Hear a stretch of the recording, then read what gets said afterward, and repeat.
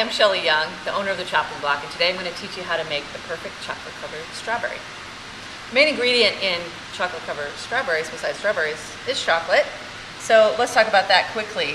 Today I'm going to use a Calbo chocolate. This is a Belgian chocolate. I love it because it tastes great, but also because they actually make it in these little chips. It makes it much easier to melt.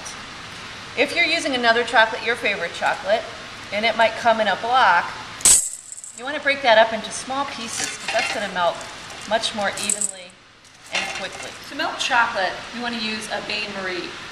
It's basically a round bottom bowl with a handle on it.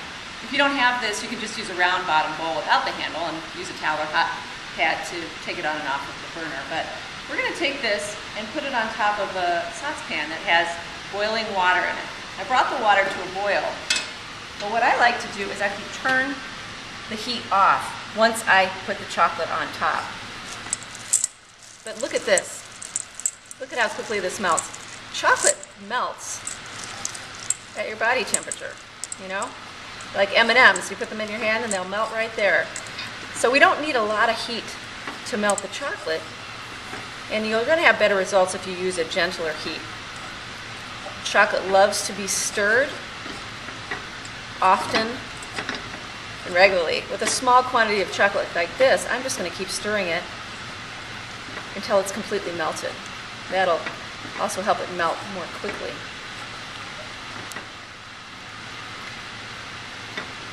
Here we go. It looks like our chocolate is melted. It's nice and smooth. I don't see any pieces of chocolate left in there. We're ready for dipping.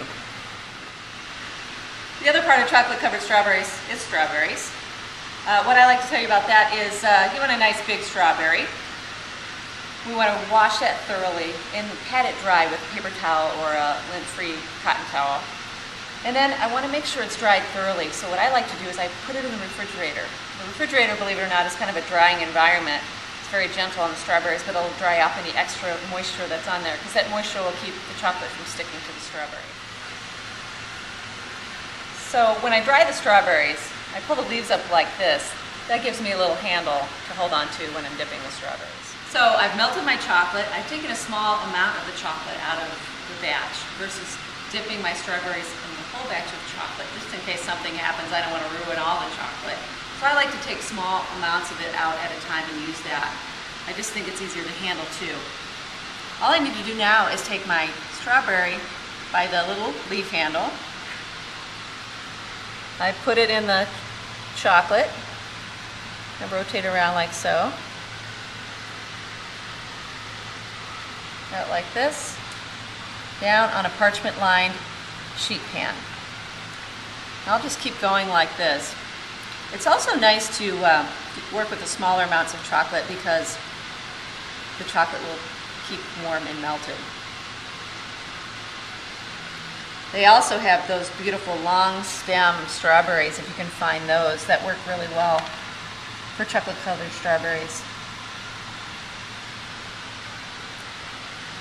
If you want to decorate these, you can also melt some white chocolate or dark chocolate. Take a fork and drizzle that over the top of the strawberries. We would melt the chocolate the same way we did this chocolate. And that's how you make chocolate-covered strawberries.